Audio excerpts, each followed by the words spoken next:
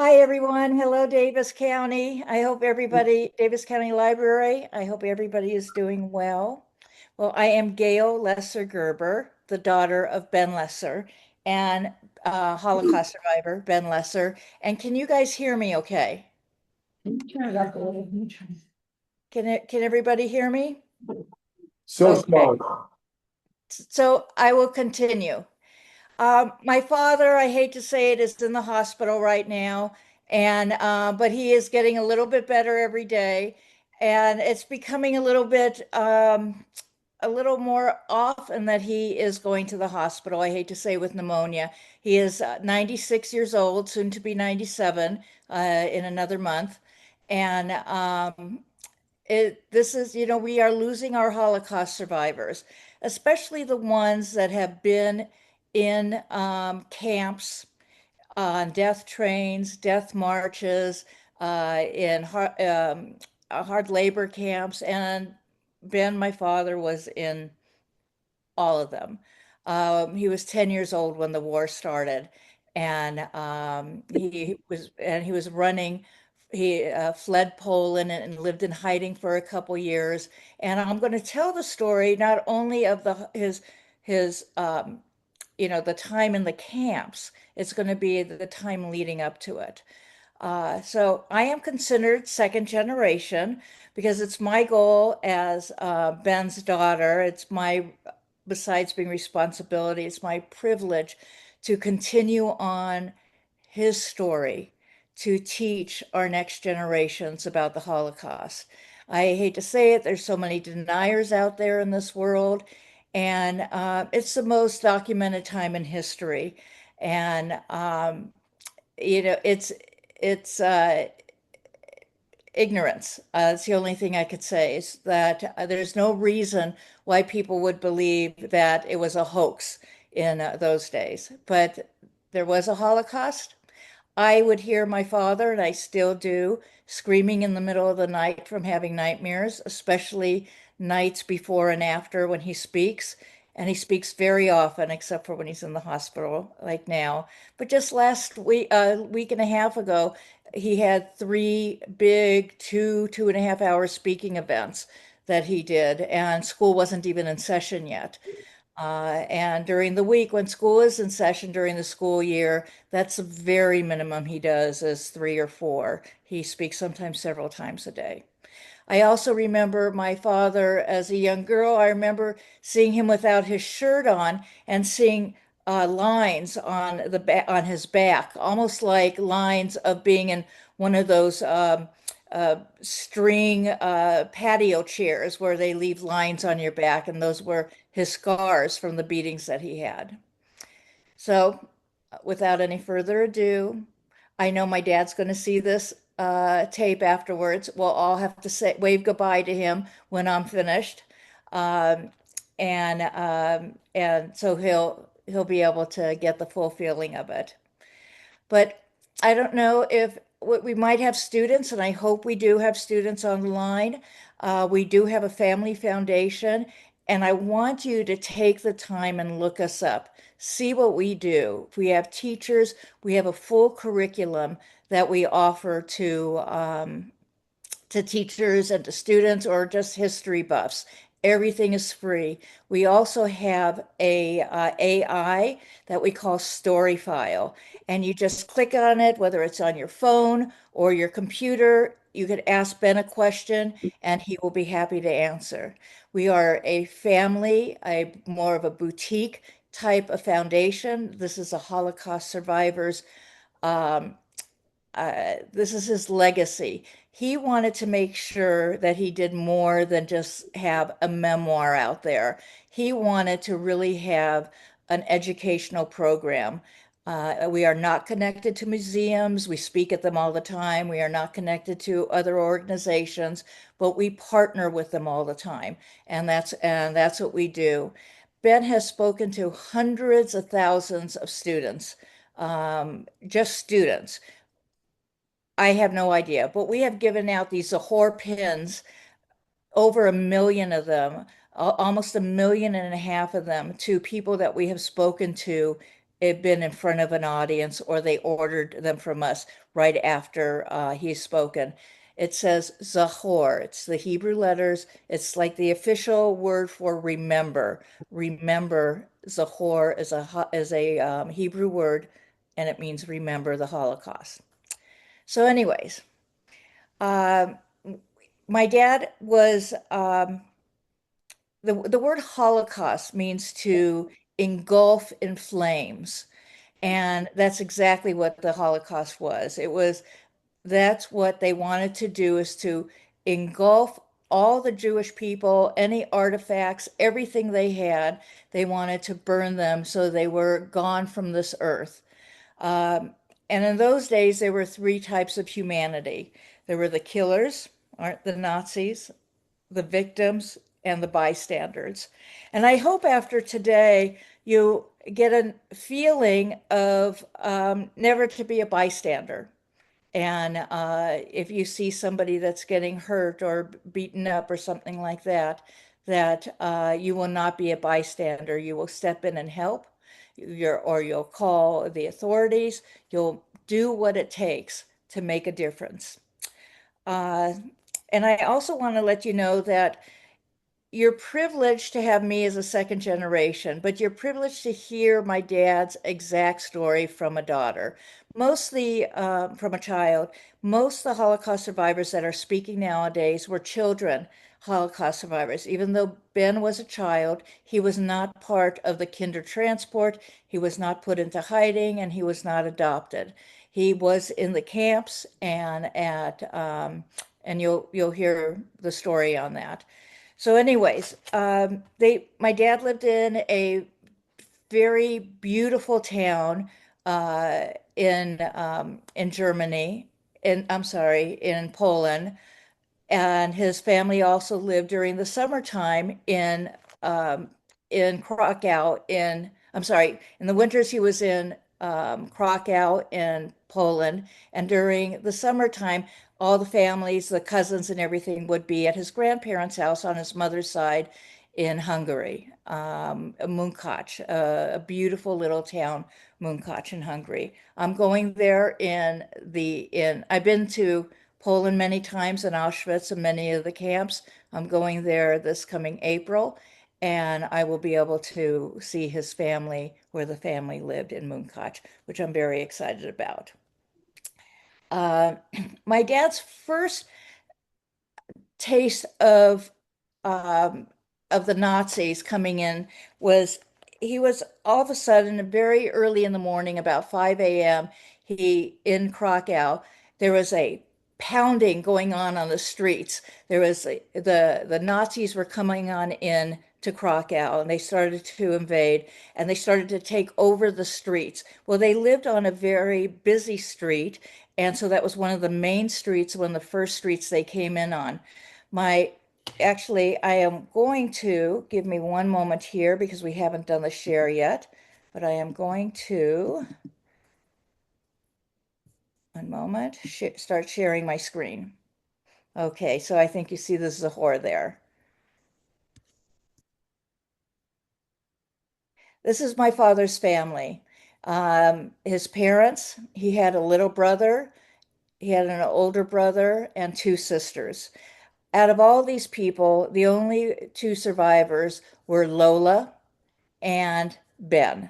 This is a picture of Ben. This was taken when he was 12 years old, and it's the only picture we have of him from before the war. Well, the Nazis came marching in, and they had the tanks were coming in, and the Nazis were jumping off of the tanks and lining up on the street, and this is how they took over the neighborhood. But for my father, he was a 10-year-old boy at the time. They lived on the ground floor, and he looked out the window, and it was kind of impressive looking. It almost looked like a parade to him.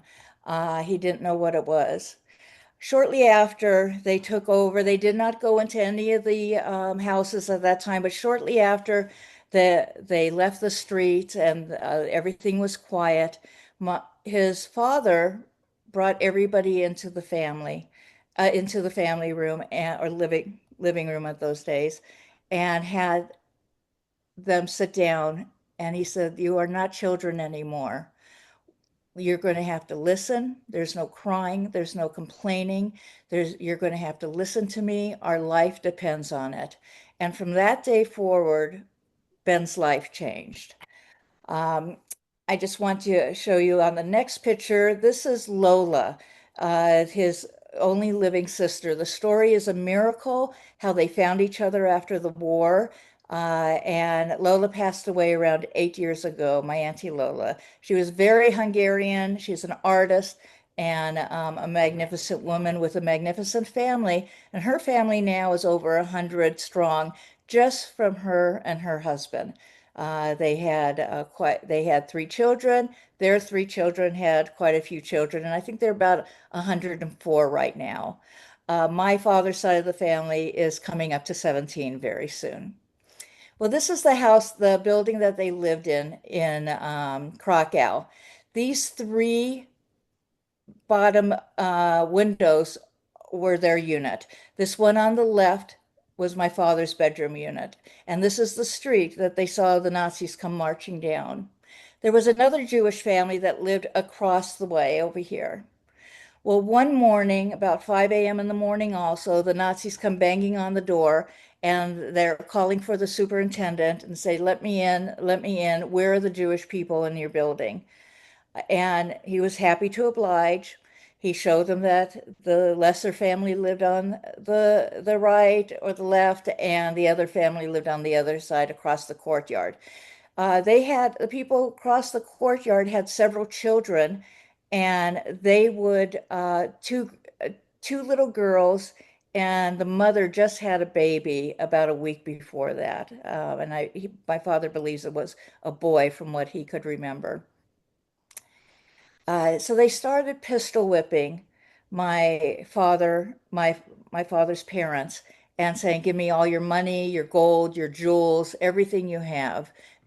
Bring it out to me." They kept pistol whipping his father while he was trying to open up the safe, and he was doing it slowly. He was nervous, and they had these sacks with them, and they just took everything that they could find in the apartment of any value and put it into these sacks.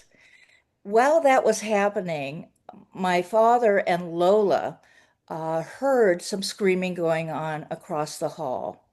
This building had their front doors were just as you enter the main door in the middle, to the right and to the left. Then they had a kitchen door down the hall a little bit that were across from each other also. And then behind the building, or in the middle of the building, was a courtyard where the children used to play after school together. Um, they hear some screaming going on from the other unit. My dad and Lola run over there right away to find out what's happening. And um,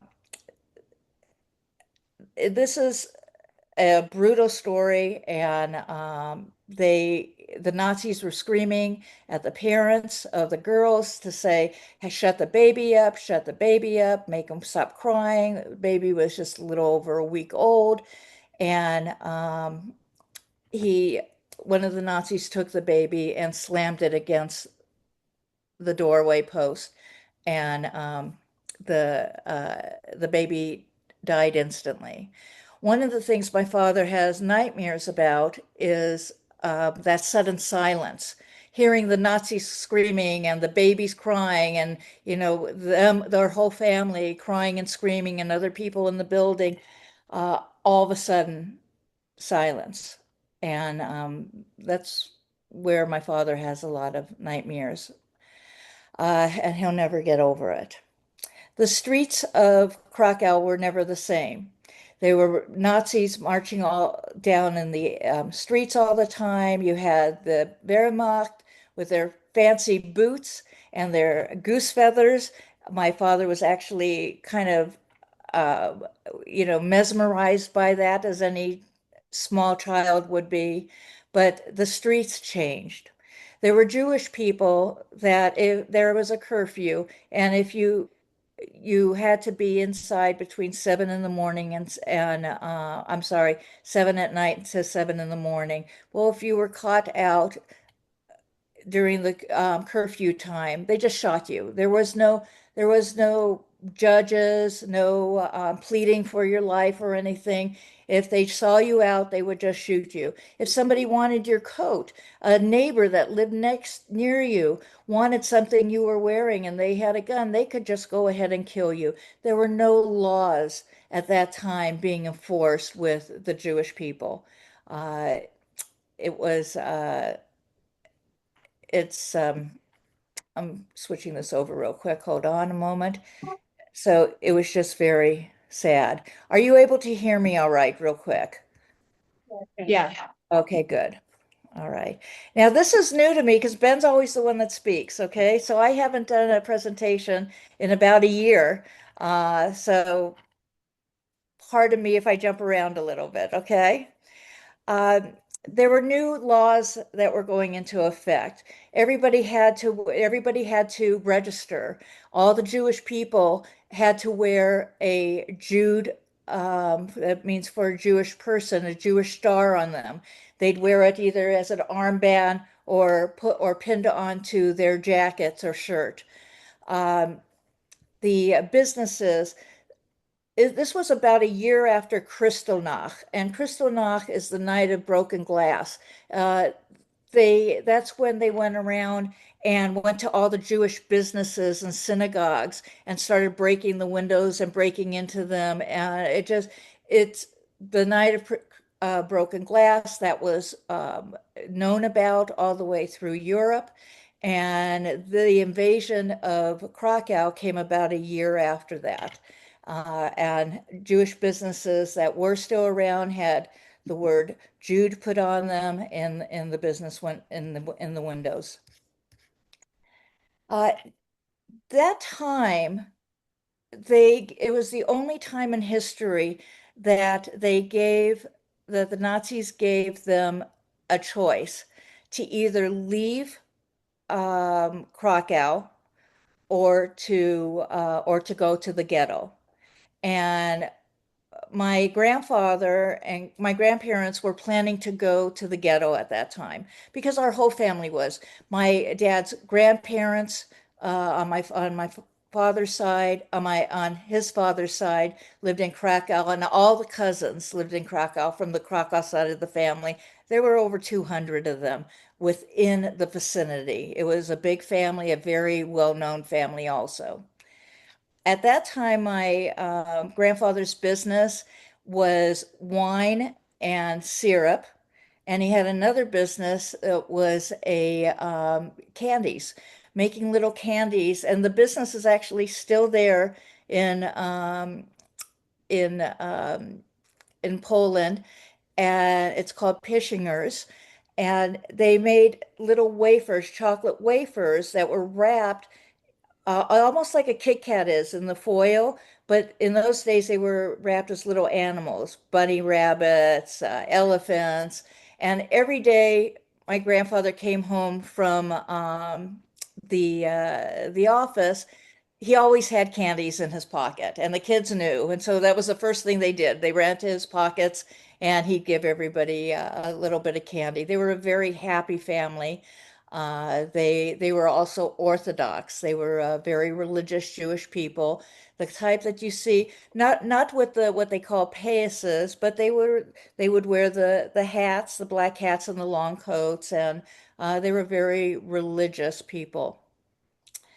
Well, so that's the first time they had the choice. A young man approached my grandfather, I'm going to say grandfather, and said, "Mr. Lesser, you know that I love your daughter Lola." Lola was 15 at the time. And one day I would like to marry her. I'm getting goosebumps right now because it's really a beautiful love story also that takes place later on. Um, and please, if you can, please go to the same city that we are. We're not going to go to the ghetto. Please come with us, and I'll make all the arrangements. So he got a cart and horse, and he helped pack up whatever they could take. And that night left the city. A couple miles out, or about an hour outside of Krakow, everybody had to take the same road outside the city. A couple hours outside of the city, they hear halt. The Nazis stopped them on a dark road, and they wanted literature. They wanted Jewish literature. Well, they were very learned people. They had lots of books of Jewish literature and lots of prayer books. And in those days, almost all the books looked alike. They were either in black or brown or a dark blue leather. And so the Nazis saw that there were two bags of books. That's about the time that my grandfather told the family that he hid money. He had about 1,000 US dollars. How he got it, I don't know, but through his businesses, he was putting money away, and US dollars was the money to save then. He cut out the inside of a book and had the money hidden in there. And of course, that book was in the sack of books. Um, at that time, the Nazis came, took the books, heaved them onto this big pile of books that they had. And Lola went to one of the Nazis and said, please, my father is a writer and he wrote his memoir. Please, can we just have that book? And the Nazi said to them, he must have liked the way she spoke. Everybody in the family had to learn German at an early age. They had to learn German, Hungarian. German was the language at the time. And so she spoke it beautifully. And so maybe that's why he let her in. And he says, okay, you go climb up, you try to find the book. I give you 5 minutes. So they took for the 5 minutes, and they're climbing up, the whole family's climbing up the stack of books to try to find the book. And of course, they never did. And it wasn't a memoir, it was the book that had the money hiding in it. Um, Let me just put to that picture. What they did is throughout the night, they were having a book burning. And that's what they did. They did not want any literature, any Jewish literature, to be left behind. Uh, so they travel and they go to I'm going to my notes here, so please excuse me real quick. Um, so they go to a town called Nepolimisia. And in Nepolimisia, my Michael, who is quite a bit older than Lola, uh, arranged for the family to rent a house. And this is the house. Lola is an artist. About 5 years after the war, after she was living in New York, she started painting from memory. So this was the house. The farmer lived on this side, and he shared a little area, which was one little room for my dad's family. And in between them, there was um, a little room that where they did their baking. In those days, everybody baked their own breads and the cakes or whatever. They did not have the bakeries and such like we have now, but people baked their own breads in a oven that had wood in it. Uh, so in this town, oh, excuse me, Michael brings, after they're at the house 2 days, my grandfather doesn't know what to do with himself. Here he has a family of seven to feed, and he no money and no job. Jewish people were not allowed to work at the time. So Michael came over with a sack of flour. And all of a sudden, my grandfather was excited about it because with flour, you just need flour, water, and salt. And he started to make some pretzels. These pretzels were started to be a hit in the little area where they lived, and for a week or so, and then during the day when they were allowed out, he would go to some of the neighboring bars and taverns and sell the pretzels there, and it was a novelty for them. And so that's what he did. And then as some of the holidays were coming up, with his money, he turned into become a little baker in that town. So in that town of Nepalimitia, he became a baker and was able to take care of his family. Everybody had to bake. My father, as a young boy, almost 12 years old, started baking with him also. To this day, my dad still bakes. So he actually baked about a month ago. And he remembers from taste and smell. I was the one that was lucky enough to sit with my father and kind of go through recipes, not recipes, but kind of go through what things felt like and tasted like to him. A handful of this, a little bit of that, and it came back to him. And he bakes all the time. He bakes the challahs, the breads, and the cookies, the mando breads, the long strudels, and it's part of our family recipes now. So in the meantime, life has been good to them. They're living in this small town. Lola and Michael get married. Lola's the one with the little white hat up there. And I think it was made out of something like a toilet paper or paper hat. All of these people that you see in the picture were their neighbors and a couple friends. We don't know who took the picture, but Michal, I'm sorry, but my grandfather wasn't in it, so maybe he was taking the picture. My father couldn't remember. But this is Michal, which is Michael, and Lola. All these people, except for my father, which is right here, vanished during the Holocaust.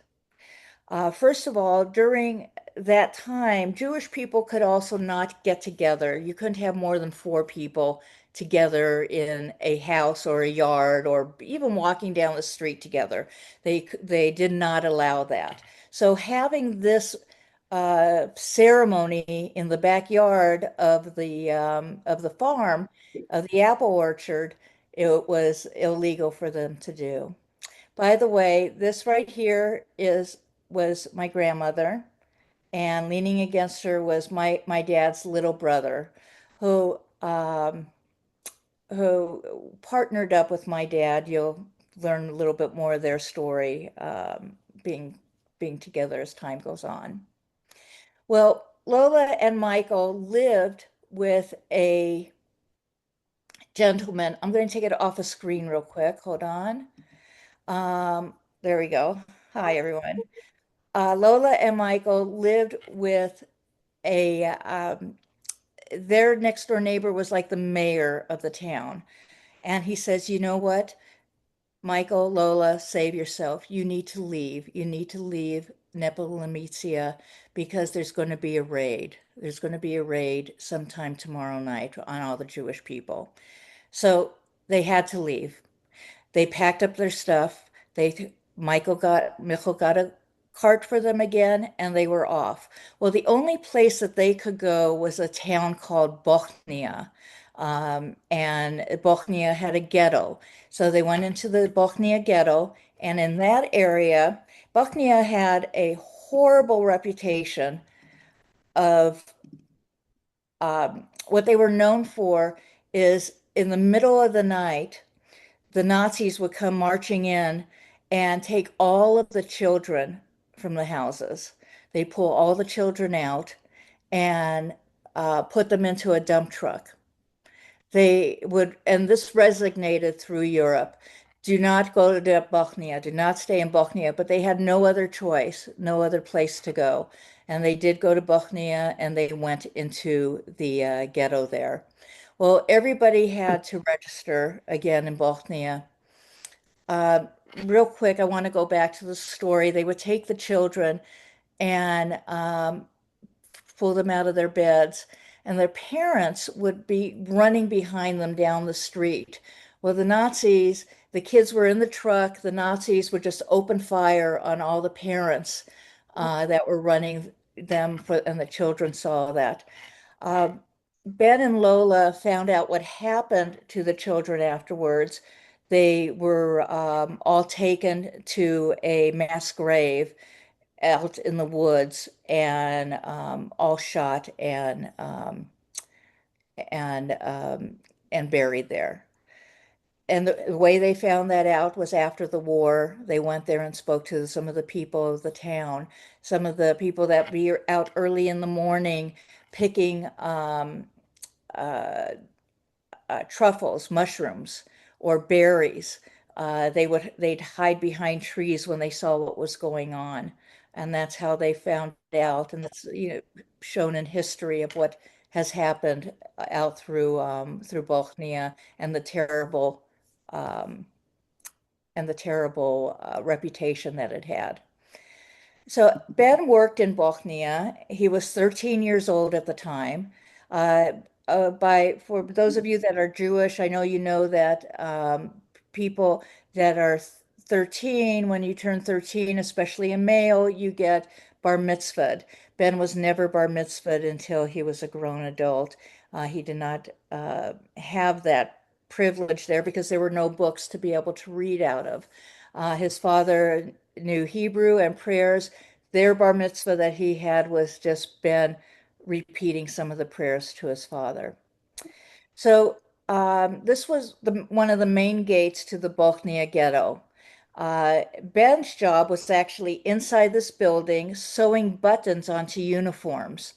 And he said it was back-breaking work, even though he was young and it wasn't, it didn't take a lot out of him, but it was intricate work that had to be done and about 13 hours a day on very little food. Their food rations, they only gave them enough to survive. That's all they gave them.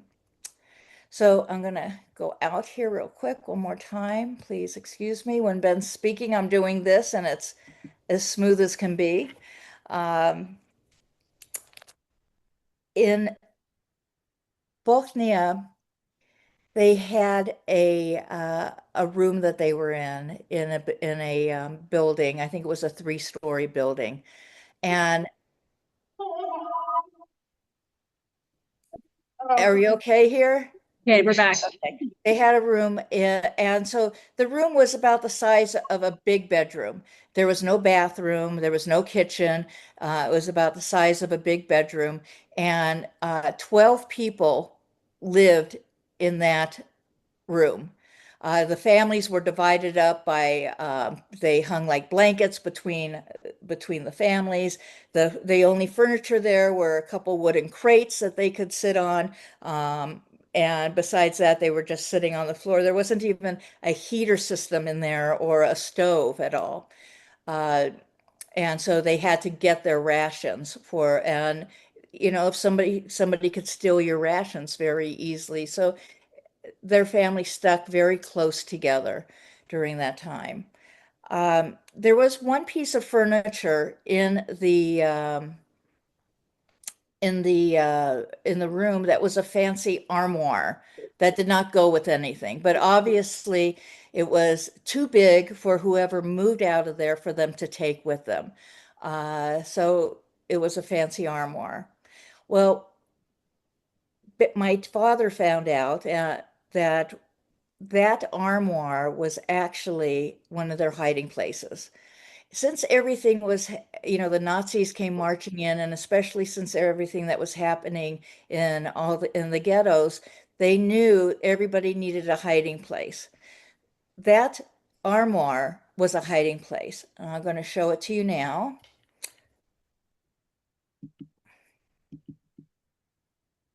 My, and so it was completely out of place in where they're at. What they would do is open the doors, push the clothing aside. There was a false wall in the back of it, a hole in the wall of the building itself. They were on the first floor. The family would go out, and this is where they were hiding. They would go out, stand there, all 12 people between the two buildings. Well, luckily enough, at the street level, the buildings were touching each other. They were not touching, it was like a facade. So from the street level, you could not see that there were people hiding between the buildings. And also because of the drainage, for the building. They were also, if somebody was up on the roof, they could not see down between the two buildings either. But it was winter time, and the Nazis came marching in, and everybody hid all night long. They heard dogs barking, people screaming, the babies crying, children crying. It was just horrible all night long. Then after, and it was snowing, so they had the moisture coming down from the roof, and there they are, just able to stand lined up like this, right against each other, shoulder to shoulder, all night long.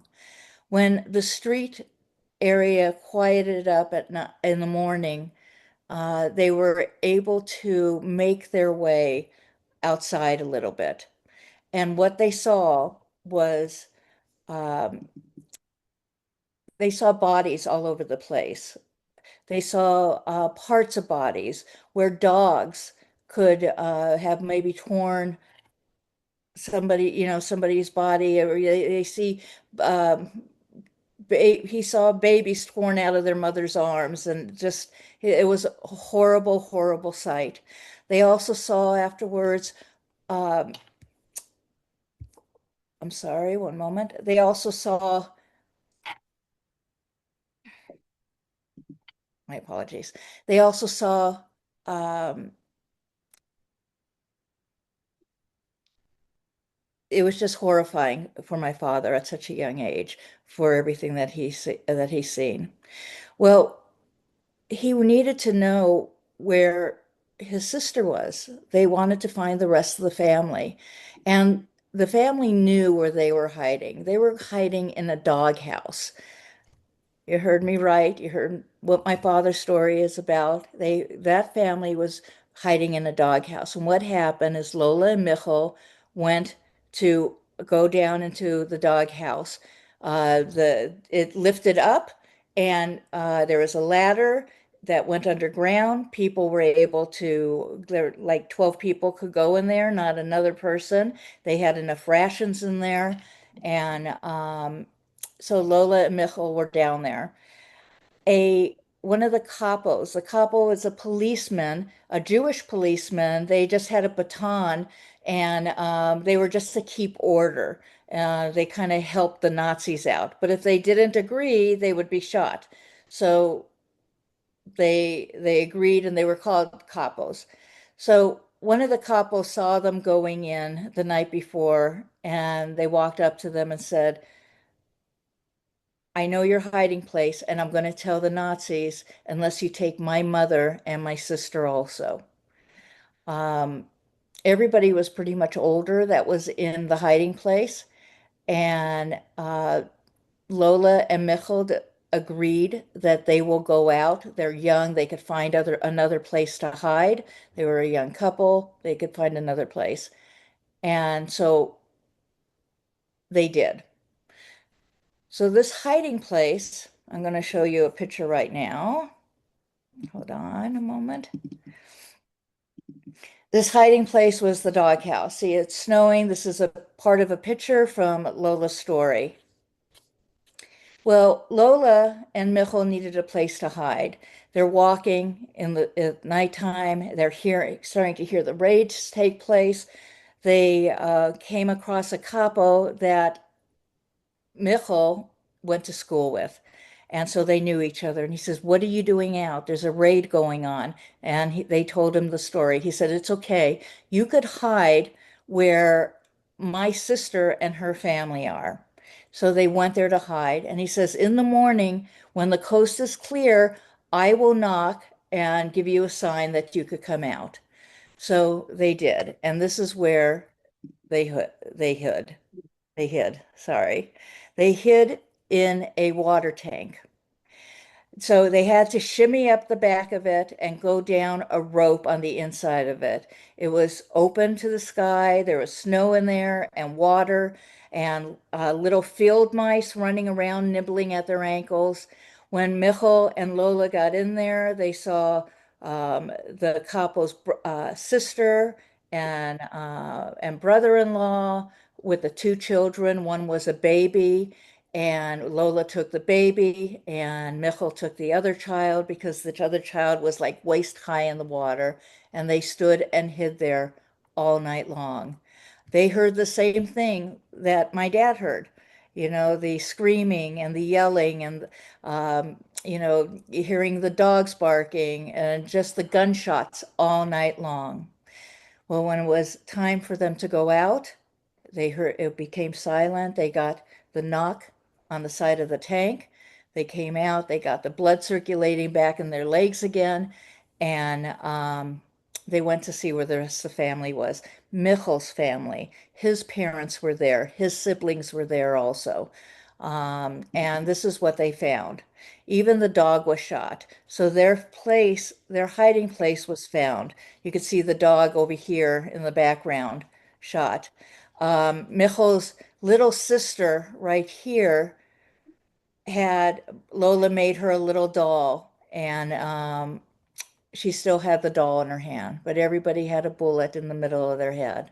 They knew what they needed to do right away. Jewish people have to be buried within 12 to 24 hours. They found an old wheelbarrow. They put the family in there and they went looking for a place to be able to bury the family. They found a place and they started to bury the family.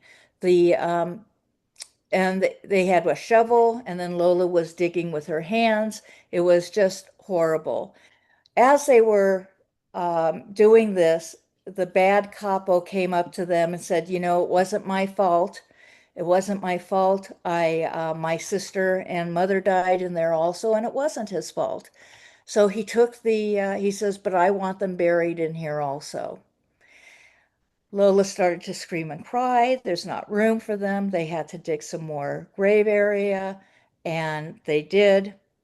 And to this day, this is in Bochnia. We have at the graveyard there, we have a family memorial, and we even mention the bad couple's family name in there that they were buried there. Um, and my dad and Lola took care of that after the war. So I will be going back there in April and visiting the family memorial there. Shortly after this time, Michel befriended a um, he Michel befriended a truck driver, and he asked him, if we were to get some money, would you be able to turn your truck into a double-decker truck, having coal on the top and maybe a place to hide on the bottom? Well, in Bosnia, after everything settled down and everybody had to re-register for the Nazis, where everybody lived, what information you had, your numbers, your names. So they knew where every single Jewish person lived in the area, and there weren't any more raids at this time going on. Uh, as they were registering, they noticed Lola when she was in line. Lola was a beautiful blonde woman and very fair skin. Um, so the commandant at the offices there saw her, and she said that she's not Jewish. She's an Aryan, and so he gave her papers, and he believed her. The way she spoke, she said she's from Hungary, and he started testing her. Do you know what Hungarian goulash is? Do you know these certain movie stars? And of course she did, because she'd spent her summers in Hungary, and she also was very well versed in the language. It was her second language, besides Yiddish and then German. Um, so he gave her the paperwork. And he says, I want to see you next tomorrow in my offices.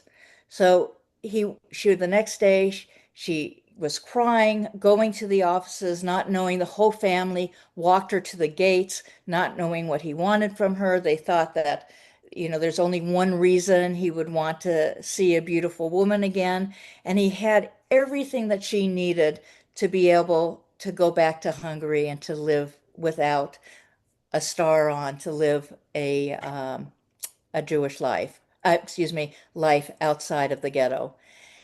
So our family, most of them being artists, started to get to work that night, especially with the local rabbi, and they started forging the paperwork. They forged, it took a couple days, but they forged and the rabbi had a ball, a rubber ball. He made it into a stamp, and they were able to get about 55 people out of the Bochnia ghetto with the paperwork that our family put together. Our family got paid for that, and or actually not paid for it, but they were given favors for it. So for them to give a family the paperwork to get their family out, they agreed to take my father and his younger brother. They agreed to take, another family member with them. And Michal arranged for this truck driver to turn his coal truck into a double decker. I'm not going to go into too much information about this coal truck. This is a painting that Lola did, and but this tells its story right there. The coal truck could fit 10 people laying side by side like sardines in in the coal truck. And it took them to let me go out of this real quick. Sorry about that. It took them to a place where they could uh,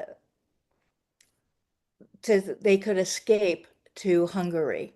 So it took them to the border of Czechoslovakia. And for them to go there, they had about a 5 hour drive at the bottom of this coal truck. There were about 10 people, shoulder to shoulder. Lola and Michal went the first time so they could make arrangements for the rest of the family to go with the driver. They had a special passcode. If the driver comes back with the right word, then they know the driver is telling the truth and he could take the second group of people.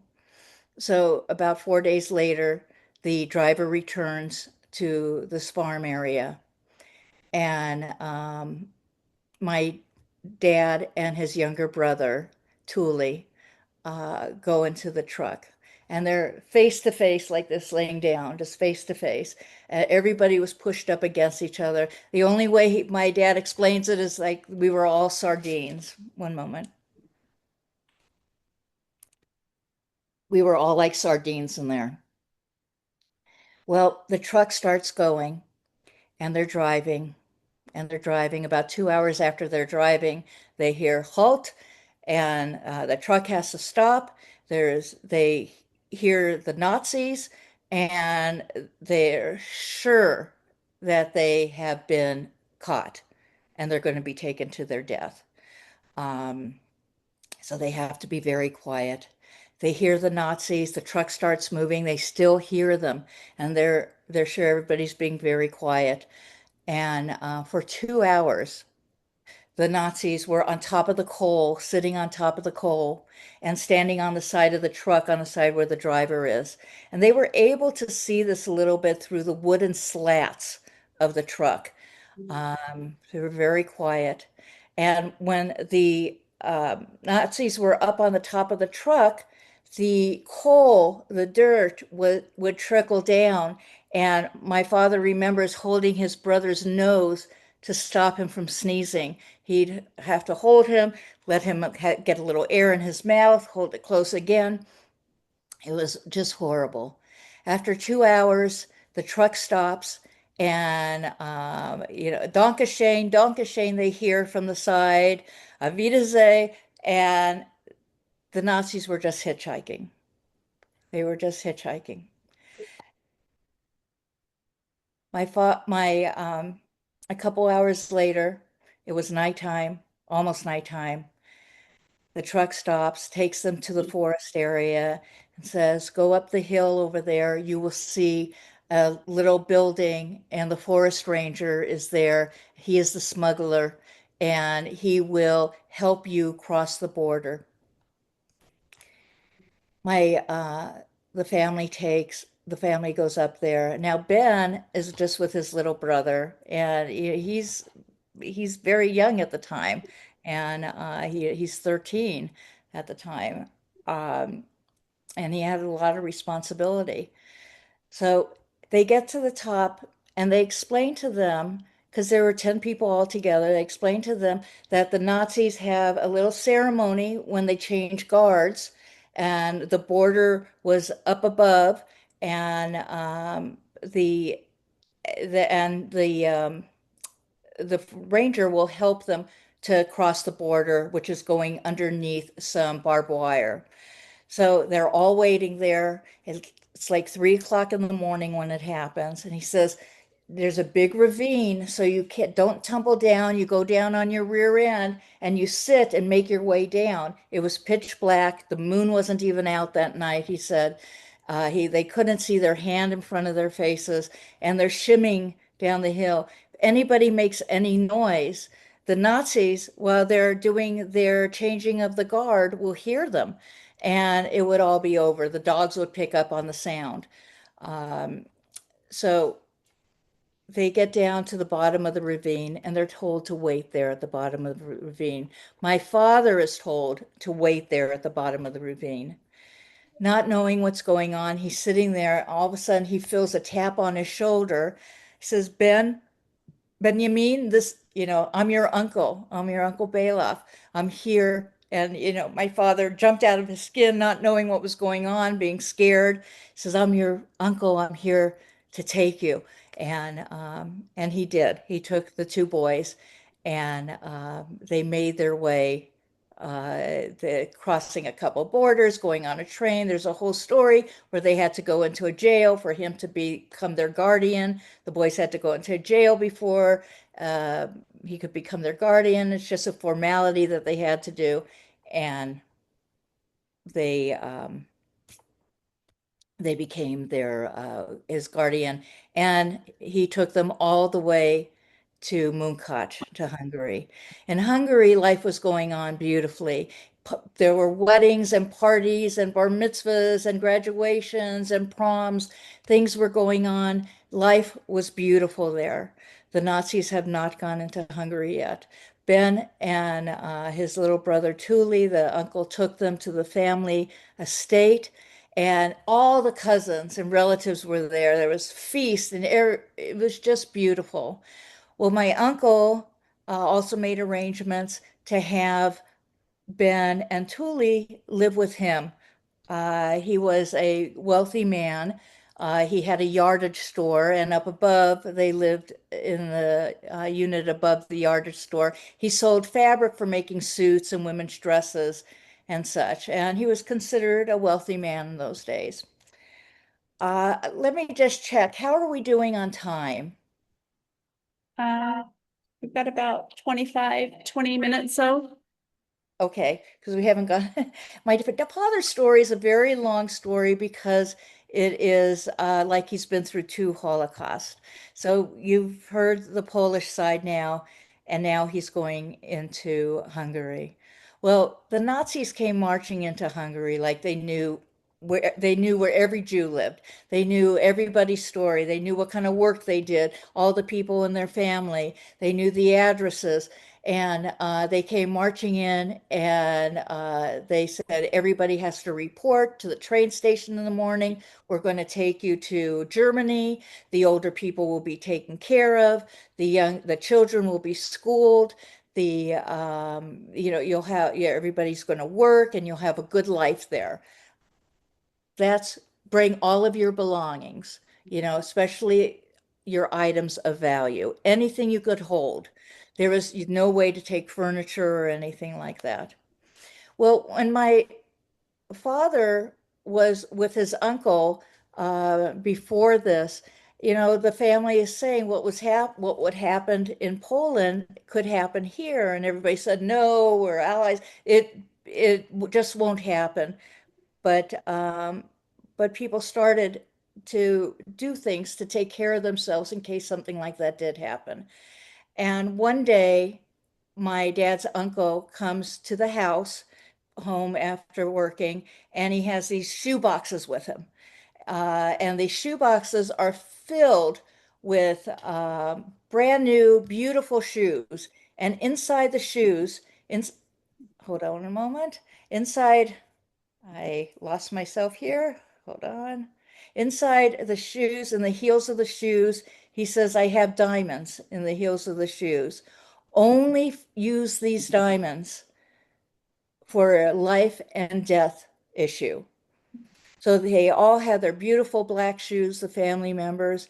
Well, the uncle and my dad's cousin, who is about 6 years older, about 10 years older than my dad, um, went, and his little brother Thule, they all went onto the train at where everybody had to board the train to go to Germany to work. Um, well, obviously, they did not go to Germany. They did. They went to back to Poland, and they were taken to a place called Auschwitz. The train land after a couple of days of being in the train, conditions in it were just horrible. And they when they got into the train, there were two buckets of water, one at each end, and that's all they had. No food or anything. 80 people per train. One moment. Um, 80 people per train. This is how the people looked lining up. Everybody's carrying their own belongings and just going into the train carts like this. Now, some people had luggage with them. They like this gentleman you'll see had a suitcase with them. But after a couple days on the train, um, with no food, those buckets were empty from the water, and they were starting to, people were using them for their human waste, the buckets. And then the buckets started to overflow, and the whole bottom of the train was filled with human waste and with horrible smells. And now they were happy that they had the luggage and the bags, whatever people brought, because they were able to sit on top of that a little bit if they had something. Um, my my my father was not that lucky. They did not have that much with them.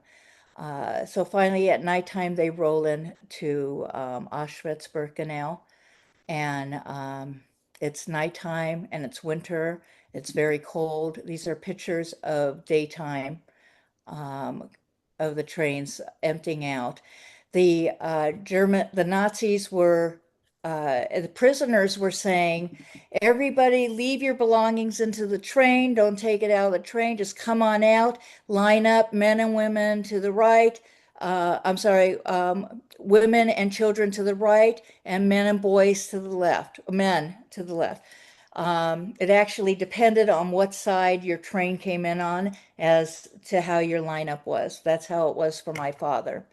They were able to see the gates of Auschwitz as the train stopped for a while and as they were before they lined up in Birkenau.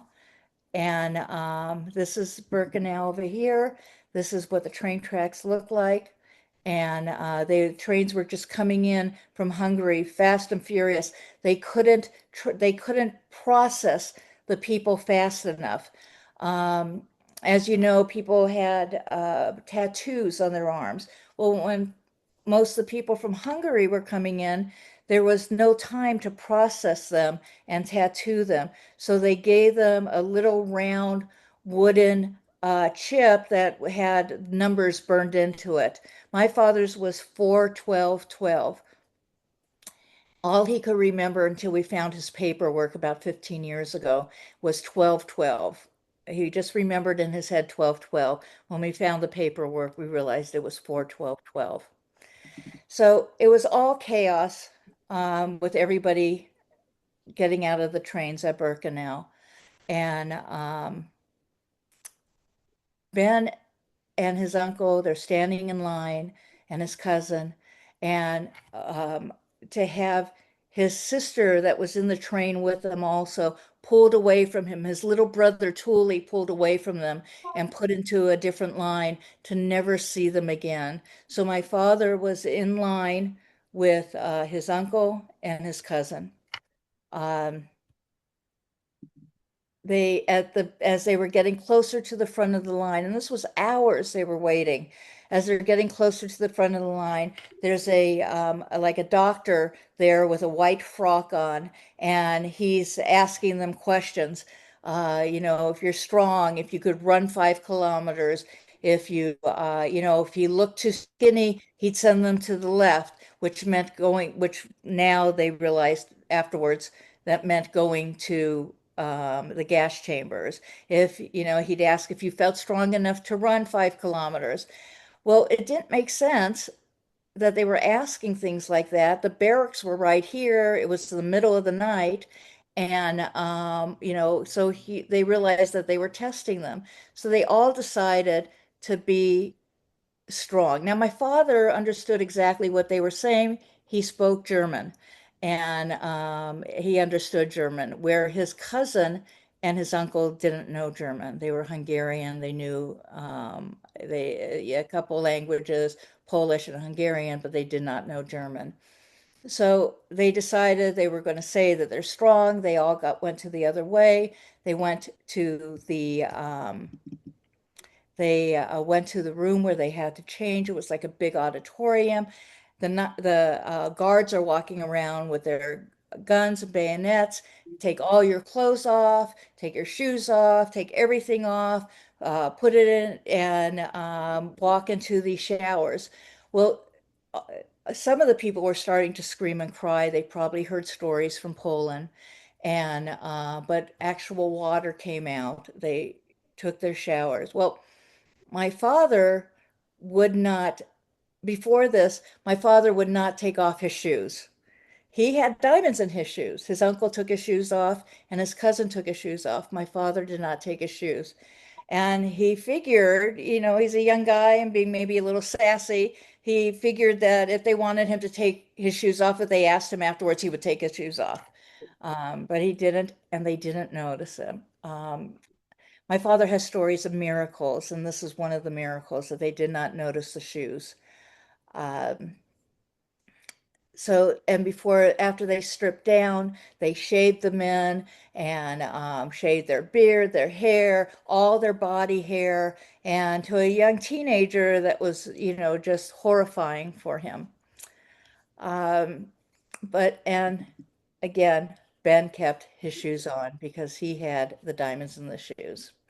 Well, right after the showers, they would walk through, they'd hand you some fresh clothes, the striped clothes, they'd hand you some new shoes. These were the shoes that they had. He took his shoes, put them under his armpits, one on each side, and took them to the barracks. Nobody knew that he had his shoes with him. Ben spent 2 weeks in Auschwitz, and he said it was just horrible. Um, the Alterstadt, and I'm not sure if I'm pronouncing it right, but the gentleman in charge of the barracks was a Polish gentleman. Ben was able to realize from his voice, and he walked up to him and he wanted to know what was going on there. Uh, because right when they started to fall asleep, they heard some screaming or chanting or singing or yelling. They didn't know what it was, and they were a barrack. They were 2 barracks away from what we found out afterwards was one of the pits where they just put the people into and extinguished or killed them in the fiery pits. So Ben walked up to the Aldershot and asked him, "What is that sound or that song or what am I hearing?" And he says, you Hungarian Jews, you had no idea," because the guard there was I'm sorry, he was Polish. So Ben spoke to him in Poland, and he was very happy to have somebody speaking Polish to him. And he asked him, is that sound. He says, you have no idea. We've been preparing for weeks, building big ditches to have fiery pits. And we've been, making more of preparing more ovens. And because the people were coming in, that smoke you see and that ash, when they were standing in line to meet Mengele, it was almost like it was snowing, but it was ash in the air. And he says that ash that you saw in the air, that snow that came down, that was the ashes of your family, your mothers, your brothers, your parents, your cousins. And my father couldn't believe it. Um, my father did something that he, to this day, is sorry that he ever did. But the barrack, there was a separate barrack where you went to the restroom, and it was just a long bench that had these holes in it, and you'd sit on a hole and relieve yourself. And when he was out there, he realized that his barrack was actually next to the fiery pits.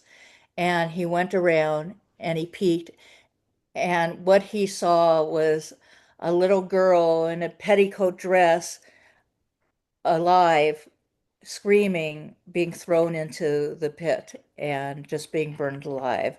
That's something that he could never get out of his head also. These were the um, these were the smokestacks where they saw where the ashes came out of at night, and where the ovens were inside. So they thought, Ben and my uncle and his cousin thought that maybe it's a smelting factory and this is where they'll be working, not knowing that this is actually his family that is being put into these ovens. Not one at a time, because they couldn't do them one at a time anymore. It was too slow. They were tying them down and putting them three, four, and five at a time. But that wasn't even fast enough for the Nazis. So what they started, that's why they dug the fiery pits, to be able to take a whole truckload there and just dump them. They had no use for they had no use for children at all. They would not let the children into the gas chamber, and they would not even, in that time, it would take a half an hour for somebody to die in the gas chamber. After 15 minutes, when they were knocked out enough, they would just take them, put them into the carts, and then take them to the fiery pits, because they needed to process them so quickly because the Hungarians were coming in so quickly. About 2.5 weeks after my dad was in Auschwitz, they were transferred, the three of them were transferred on a truck to a rock quarry and called Dernhow. And it was one of the sub camps of Gross Rosen. It was one of their sub camps. So most people knew of Gross Rosen, but Dernhow they didn't. My father was there for about a year. This is where the diamonds came in handy. Um, the one of the Jewish people that was in my father's bunkhouse also, uh, it was the cook. And so he bribed him with the diamonds to have his uncle, knowing his uncle would never survive working the rock quarry, to be able to work in the kitchen, mess hall, whatever it was called, to help with preparing the food, which helped the boys a little bit, because um, his uncle would maybe eat a little bit of potato skin hidden a little bit, and without anybody seeing. And then when they got their ration, he was able to share his ration a little bit with the two boys. It was backbreaking work. It was 12 hours a day. They had to break up the big boulders, break them into smaller pieces, put them into the cart, and take them down the hill. And so my father was one of these transport people that were transporting this up and down the hill, breaking up with sledgehammers the rocks, and then going back and doing it all over again. Every day after they had after they worked and before they could have their rations, they had to line up them in rows of five. Well, one day they're counting and they're counting and they're counting, and the commandant comes down with his Fräulein, his girlfriend. He comes down and he says, I'm going to show you swinehart, you pigs, you Jewish pigs, uh, what it's like they found out that three prisoners escaped. And so he was going to take the prisoners, one out of every 10th person, take them and beat them. Um, my dad could see that his uncle who was between him and his cousin, was number 10, and he switched places with him. They brought down a sawhorse, and they my dad was number 4 to be beaten. The first three people behind him, in front of him, all died. You had to bend over the sawhorse. Your stomach could not touch the sawhorse. You had to stand on your tiptoes. Your heel could not touch it, touch the ground. So you were kind of suspended on your tiptoes, not leaning against anything. And you had to count to 25. Well, the first three people before him, my father goes into much more detail on the story, but I won't. We're running short on time. Um, it starts to count. Um, uh, ein, zwei, counting to 25. But the Fräulein and the Commandant, these three people before them, if they touched something or they tripped or fell down, the Commandant just took his rifle and shot them right in the middle of the head. And his Fräulein would walk up to him and give him a kiss each time. Well, Ben was number 4, and he remembers telling himself that this is it. If you ever need to live, this is the time to live. Some of my father's philosophy through the war was that he is going to live through this, not that he is going to die through this. And I think that's what continued to give him life.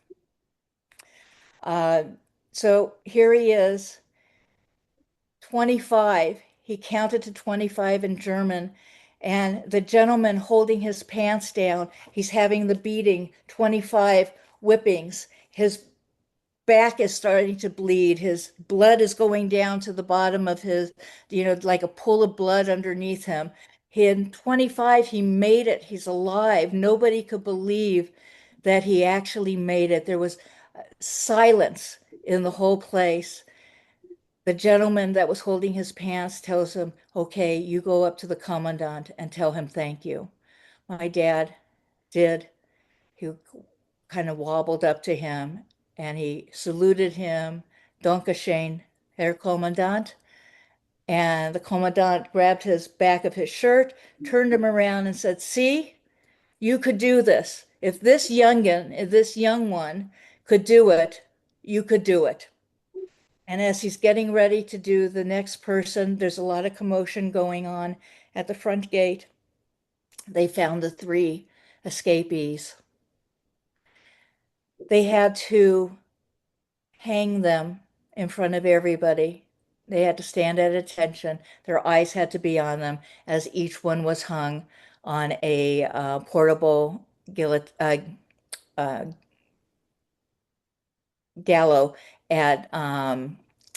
as each one was hung. For weeks, my father could not lay on his back, and it's another miracle that he did not get an infection or die from that. Um, that is another miracle. Ben, one day they hear the airplanes up above, and there's bombing going on in the background, and they hear on the loudspeaker that they are evacuating Dernhow. Everybody line up. They're going to take a train, and they're putting them on the train cars, and they're evacuating Dernhow. I didn't mention to you that in Auschwitz and also Dernhow, every morning you had to stand at a Pell in the cold, naked, and the Nazis came by and checked you out. If you were too skinny, they would make you go to the gas chamber. If you were, if you looked like they could get another day's work out of you, they let you work. So that was the selection that took place every day, the selection. Uh, so they went on the train. I'm just going to go through this quickly because we're almost near the end. There's a lot more to his story, but we're almost out of time. They let them go on the train, and 80 people to a train car, the same conditions, um, with two buckets of water, one at each end. About an hour, the train staying still. About an hour into that, the train moves a little bit. They open up the door and they throw in 80 breads into the train. Well, imagine this, the fighting that might go on there. The people in the front of the train where the doors are gathering all these breads, and people in the back and against the wall cannot get it to any bread. So my father realizes he needs to get some bread, and he climbs over a couple of the inmates, and he grabs a piece of bread from this man that had about 5 pieces that didn't like it, took a knife, like a handmade knife, and stuck him into his chin area. He still has the scar. It's actually over here now because he's filled out through the years. And Ben put his finger all the way through to his tongue. Another miracle. How did he not die from this? Have an infection. People were dying all around him in the train. The train was on the tracks for 3 weeks. No other food, no other water for 3 weeks. His train car, we found out, was never opened up. Some of the Nazis were too lazy to open up the train car if it had to stop somewhere. For 5 days, the train car did stop. It stopped in this little town. Um,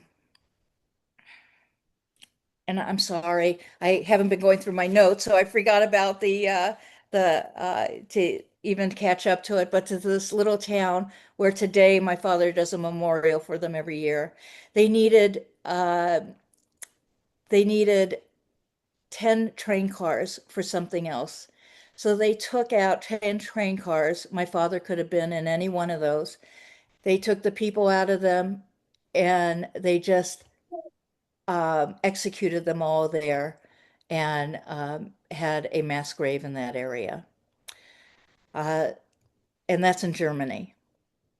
We have been to the area also, and I apologize for not knowing it, but it's in it's in Dad's book. So when you get a chance.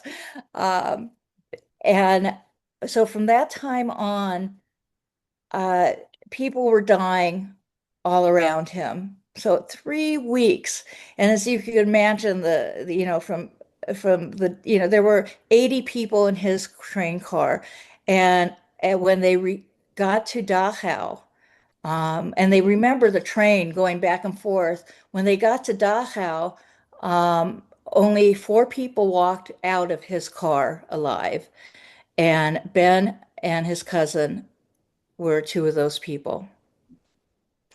Uh, they they the Nazis just kind of let everybody fall. When they came out, there was rain the night before, so the train tracks, there was a little bit of water there, so they took a little bit of water. Oh, I also want to mention that people died also because they had bread and they were eating the bread. Well, with no water in your system and eating the bread right away, and some people would eat more than one loaf, there was no way to process it. They were having very, very painful deaths all around him. It's something that he'll never forget.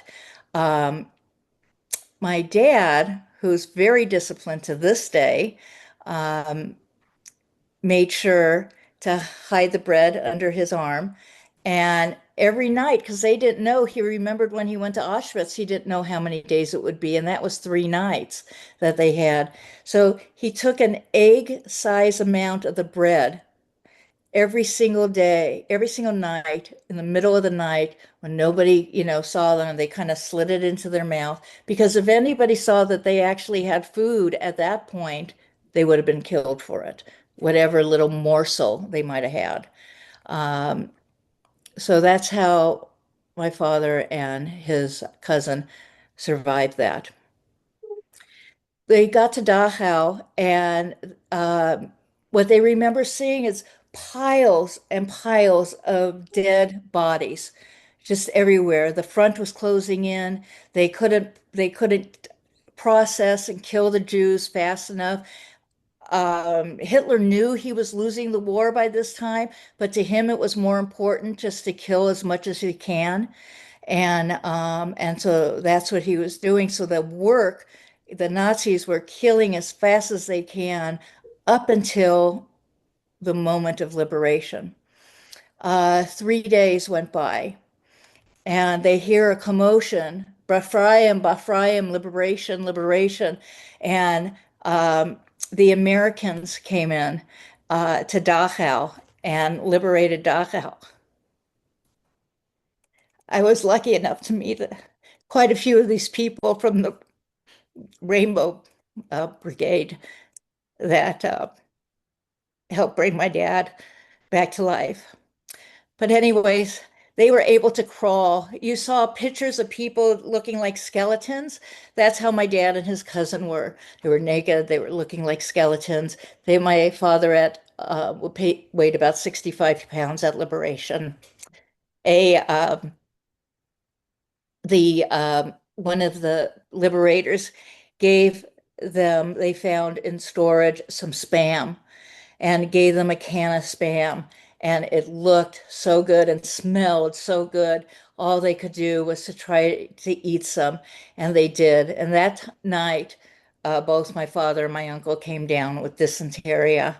Um, about 5 hours after liberation, my my dad's cousin dies in his arms. He dies in his arms, and my dad held on to him and held on to him. A liberator came up and said, let me take him. And my dad tried to follow, but his legs collapsed. And a little while later, a priest comes up to him and says, I'm a Jesuit priest. I'm here from France. I'm here with some nurses. We're putting together a field hospital, and I'm going to take you there now. And he picked up my father and carried him in his arms. And he asked him what his name was. And my father said, uh, Benjamin. Uh, and he said to him, well, uh, what languages do you speak? And he said, Polish. I speak Polish also. And so he talked to him a little bit, and he tucked him into bed, into where the nurses were. My father says he was on white sheets, and he remembers the nurse putting an IV into his arm, and and then he was out. He was out for 3.5 weeks. He was like in a coma. I I I want you to excuse me, but I'm going to go back for one moment. There was a death march before they went when they left when they left Dernhow. They There was a death march. They marched out. They weren't put in trains then. I'm sorry. They marched out, and they were in rows of five and had to march. And all you heard all day and all night was pop, pop, pop, pop, pop, people being shot. If they couldn't keep up with the Nazis, with the guards, they just shot you. If you had to sit down, they just shot you. It was, it started with hundreds of people. It ended with very few. And then they marched for 3 weeks, 3.5 weeks. They marched to, I'm sorry, they marched for 7 weeks. Ben thought it was maybe 3, 4 weeks. He didn't know. A professor in Germany told him that the train and everything that he was on, that he actually marched for 7 weeks. And they went to Buchenwald. Um, and and Buchenwald, they had a opportunity to shower and to clean up. And this is a picture that they found in scraps. There was a documentary done, and the person that was directing and wrote and took the documentary came across this on the cutting room floor, and he's pretty sure it was Ben. The timing was right, and everything from where they found actually the film. The Nazis took this film, and it was a moving film. It wasn't just a picture; it was a moving film that they took. And my father believes that the gentleman right underneath him, sitting on the floor, was his cousin Isaac. And then in that next day, they were put into the trains, and that's when they were on the death train for so many weeks, for 3 weeks. So my dad woke up. He woke up in a beautiful place. He woke up. Oh, just to let you know, this is what his train car looked like. Everybody was dead except for 4 people. This is what Dachau looked like when the train pulled up. And they were actually put up, they kind of pushed against these bodies for about one day before they went into an area where some prisoners gave them some dirty water that they would call their coffee. Um, and this is what Dachau looked like with all the bodies all over the place. So Dachau was liberated in April of 1945. My dad woke up 3.5 weeks later at this beautiful place that he feels where he was born again, Santa Tilian Monastery in Bavaria, in the Bavarian Alps, the lower part of the Bavarian Alps. We've been there together a couple of times, and that's where he feels that he was reborn. Um, and there's a whole other story as to how my father started a new life and came to America. And it's amazing. And it's full of miracles. The miracle of how he found his sister again, which actually happened in Santa Tilian just by accident when he wasn't even staying there anymore in Santa Tilian. So please, I want to invite you to come visit our website, see what we do. We just go into schools all over the world, especially now through Zoom. Ben used to travel. We've been through Europe. We've been through Germany. Ben spoke to hundreds of students where their grandparents were probably perpetrators, and in person through the Black Forest and different areas. This is what we do. This is what our family will continue doing for generations to come. Our website will live on. And I already have the next generation working with me, my niece, who is Ben's first grandchild. And she's actually 50 right now. And I'm going to be 68 in a couple days. Um, and I'd like you to learn about what we do. Maybe support us, share our information with people that you know, with educators. And I will be happy to answer whatever questions I can right now at this point. I'm just going to show some photos real quick. Um, this is a picture of my father. One day he was at Santa Tilian. He heard some young teenage voices singing, and he ran out to find out what was going on. He was part of a Unirod. We were going to go to Israel, and but there's a lot of story there that happened where he found his sister, and he ended up coming to the United States with her. This is Lola, his sister, Michal. Lola had a baby. This is the other miracle, one of the first after the war. She was one of the first women to have a baby after the war. And Michal is my cousin Michal. I'm sorry, my cousin Heshi, which I'll show you a picture of, the baby right here. And this is Ben. My dad, 1 year after liberation, he was living in Munich.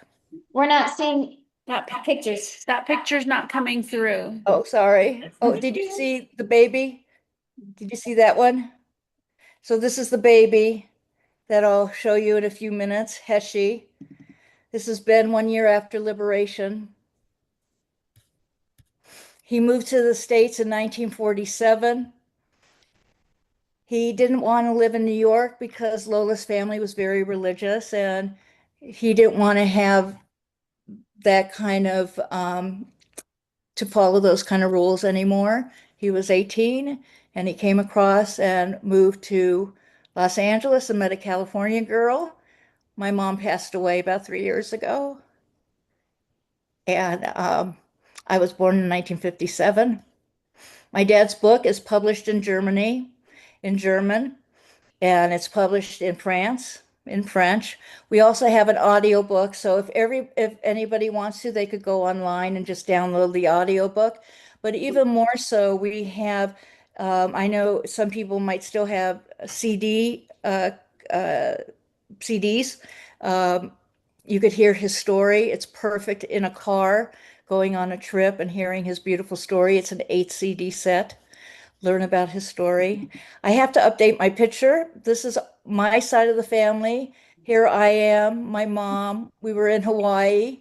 My daughter, who's right next to me, was pregnant. My daughter-in-law, who's down here, was pregnant. And my niece, who's over here, got pregnant a year later, and now our family has grown to this. And but this is Lola's family, and she has 94. It needs a little updating. I'm sorry. This is my family. I guess I didn't click on it. This is my family, and this is what my family looks like in 2024. This is right after my mom passed. We were all together. Lola's family. Remember the little boy Heshi, the baby? That's Heshi. Lola, her other son, and her daughter, who's just about 14 days younger than me. And they're about 104 living on now, and most of them live in New York, back east. My dad and Lola in 2013, they were beautiful together, just beautiful. And we were there with her 2 days before she passed. She's a beautiful woman. I mentioned that we have a family in Bochnia. We have a family memorial. This is it.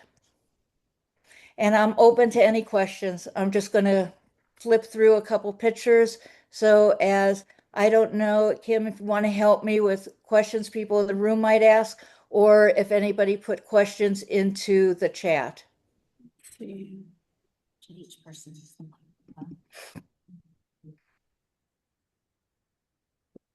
We do have something called I Shout Out. And Ben would be thrilled to get eye shout outs. You go to our website and just go to the eye shout out section there. This is where you put, especially for students, to put in what they believe in against anti-Semitism, to love thy neighbor, against bullying, for freedom, for peace, to never forget, for equality, for to against bigotry. This is a great platform, and we want to get 6 million I shout outs to be the voice for the 6 million voices that were silent. Then we'll move on to 11 million voices because there were more than 6 million. There were over 11 million that died during the Holocaust. if you were different in any way. I don't see any questions on the chat. Does anyone have any questions from the audience? I do have a question. Oh, okay. Her dad, was around when the candy bar came. Did he experience the candy bar? Can you hear that? I don't know if you could hear that or not. I couldn't hear it, but right before you do it, I want to just mention we have an AI, which is our story file. You could talk to Ben directly and he'll answer hundreds of questions directly. And I'm going to take us off the share and bring myself back in. Hi. It's really cool too. Can you go back? Can you go back to you? Just so we don't have to look at this. I don't know how we got Thank there. you. So how's this? It still has to be a split screen, I think. That's okay. Or just you on the screen is fine. Well, just me, then it went into that strange thing. Oh, okay. Yeah, so if I stop the share, let's try it once more. If not, I'll go back in there. Okay, we got So, you. Well, okay, we have yeah. you. I don't know what it's doing. Someone had a question. Did he know about the candy bomb? Candy bomber. The candy bombers? That was in Berlin, though, I think we discovered. Oh, What was that? The candy what? Bomb? did what? Took all the pictures of the war. Oh, who took all the pictures during the war? I know there were journalists but These who these pictures were from? mainly from we only have one photo really of Lola's wedding from before the war. Um, hold on, let me see. That was before the war. Everything is pretty much that we've gotten from different websites. Okay. Anyone else have any other questions? Yes. How did Lola and her husband survive during the war? How did Lola and her husband survive during the war? Well, Lola, her story is incredible, and it is in Ben's book. Lola survived as an Aryan. Remember, she got those papers, and she survived as an Aryan. They went back to She helped both of them worked in the underground and did forging of paperwork and such. And so did my dad's brother, who is not mentioned too much in here, his older brother, because he was caught for doing forgeries early on, and he was sent to a camp, and he was killed there. Um, so that is you know what? Let me try doing one other type of sh share here to see if I could stay without being lost. Am I being? Oh, I'm not being lost You're yet. not lost. Okay. Oh, there we Okay, you're go. lost again. Sorry. Okay, so yeah, their story, they lived as Aryans and they worked the underground, and she has a very powerful story. Um, and Ben goes into her story and explains how these are Lola's words, um, and how she met certain commandants and certain things that she did. Okay. To tell you the truth, I'll just tell you real quickly that Ben came back as when he was at Santa Tilian and when he was in training to go to Israel and to fight. When he was in training, they actually fought with a Luger, a wooden gun, and a broomstick. So that's how they were being trained. Um, but anyways, his sister found out that he was alive, and I'll tell you real quick. Do you have the time? Yeah, It would we've be got about 5 minutes, maybe. okay. So my father was with that group that we showed of the young soldiers in their uniforms at the end of the war, and this picture. Let me see if I'm sharing it real quick. Um, and I pointed out that that was Ben in the middle. Hold on one second. I'm sorry. That this has been right here. Well, his best friend, who became his like a brother to him after the war, they shared a bunk together, a bed together, because they didn't have enough beds for everybody, and they're smaller than twin beds, so they were head to toe in their recovery. Was this gentleman here, Moisha, and their best friend, Rachel.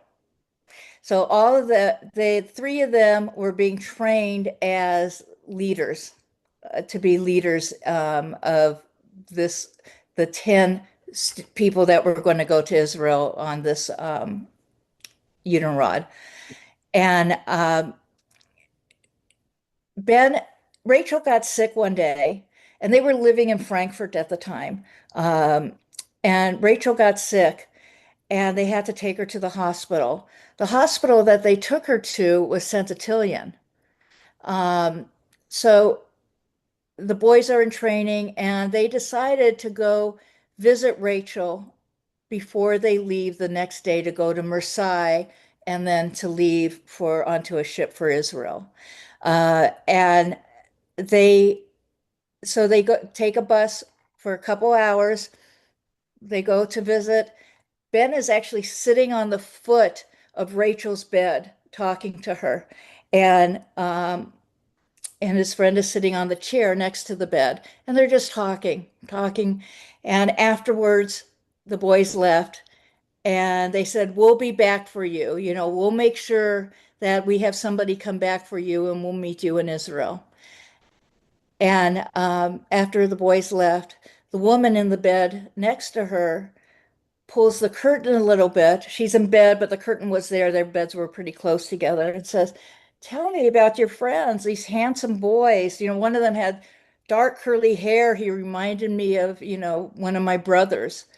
Ben went through puberty during those years, and he hasn't seen Lola for quite a long time. So he's changed, his voice changed, and she says they were my mates, and we were all going to Israel together, to Palestine together. And she goes, "Oh, what's their names?" And she said their names. She goes, "Oh, Benjamin, I have a brother, Benko." But she called him a couple names, and Benjamin was his formal name, Benjamin. And she said, "By any chance, do you have a picture?" And she had this actual photo. This was the photo that she had. And she showed it to Lola. And Lola saw it and said, "That's my brother. That's my brother." Lola was pregnant. She was 9 months pregnant. She slipped on some ice. And so they had her in tractions. Her legs were up in tractions. Her husband was being by her side the whole time, but he was in her room off to the side. And she starts screaming for Michal, Michal, my brother's alive, my brother's alive. And she says they're in Marseille, they're going to Marseille tonight. So he says, "You got to find him." And so Michal grabs a cousin, because there was another cousin that survived. And the cousin, and she says, "Don't come back until don't come back unless you have Ben with you." So he's walking around in the area, and he just sees some teenagers all in kind of uniforms and speaking Yiddish. And the uncle, after talking to a lot of people, and the kids are all in the underground, and so he says, "Do you know the Ben Lesser?" And he had the picture of him from before the war at Lola's wedding. "Do you know this man? Do you know him?" So anyways, finally one of the guys said, "Well, I'll get him for you." So they had him meet like in an alley or somewhere. And blood being a little thicker than water, he went to his commander and said that he needs to see his sister. He had no idea that he had any family members alive. He thought he was an orphan. And so he went back with the cousin to see his sister, and they had a beautiful reunion. He said that Lola is dying, and she found out you were alive, and her final wish, her last words were, "Don't come back unless you have Ben, because I need to see him before I go." And they felt very, lying is a sin. And they lied and they did the sin. And it was one of their miracles also, but it brought Ben to them. And there was Rachel in the bed next to Lola, right next to Lola, not even one further away, right next to Lola. He sat there for 2 hours next to his sister. And so it's a pretty incredible story. My dad came to America with no money, no language, and he made a beautiful life for himself and his family.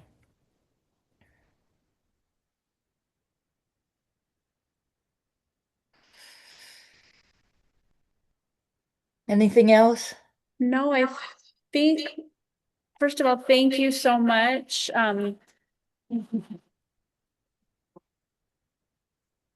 It's so hard. It's I haven't, as I said, I haven't done this in about a year, and I wasn't sticking to the notes at all. That's okay. It was incredible. Thank you for sharing. Just for those of you here, we do have the copy of Ben's. Oh, yes. There, do you ever recall any like of the soldiers that brave the reactions? Because I was a big shock when this came. I think we're here all about. Does he recall any of the liberators' reactions? Oh, Liberating. did your dad recall any of the liberators' reactions to what they were seeing in the camps as the war was ending? Well, first of all, they were appalled. You know how the liberators got to Dachau? They followed a scent, an odor, a horrible, horrible odor. That's how they got to Dachau. Um, and um, and they broke these wires and went in, and it was disgusting for all of them. Um, the, you know, where you see photos of people that are um, being liberated and they're happy and they're in the striped uniform and they're happy and they're smiling to the cameras, those were not Jews. Those are political prisoners, or they were not Jews. Jews were their sentence was death. They needed to get as much work out of them and kill them. So unless they were, those other people were not Jews that you see happy. The Jews that were liberated were crawling and crying. The liberators were crying. I met many liberators and their stories, and that liberated Dachau, and they couldn't believe what their eyes were seeing. Some of them were Jewish. Actually, one liberator that we knew grew up in Dachau, in the town of Dachau, when he was Jewish. And when his parents heard what was happening in Europe, they decided to see what they could do to come to the United States. They came to the United States. When the war broke out, or when the Americans were starting to go over to fight, um, he was 16 years old. He said he was 18 years old, and changed his papers. It was easy in those days, and he was a Jewish young man that at 16 years old went to fight, and he one of the liberators of Dachau. Wow, Yeah. thank you. Someone is asking on the chat if you can share a link for the audiobook. The link to the audiobook. Okay, so um, go to our site, and I will share here. Hold on a second. Just go to our ZachorFoundation.org. Okay. And at the top of the page, I keep forgetting to double click. Go to the top of the page and you'll find a shop page up there. You could go into the curriculum from there. You could go into the I Shout Out. You could go to a lot of different places, but we do have a shop page. If you buy the book directly through us, We get, Ben buys the books. He signs every single one of them at home. He will personalize. If he's not well enough to personalize a book, he's not well enough to personalize a book now, but in the next couple days, if he's well enough, I'll take some books over to be personalized. Um, but they're all signed already. He has signed every single book, and you will get it directly from us. Ben has the books printed himself. There is a somebody that is actually printing the books, and I think they're still selling them.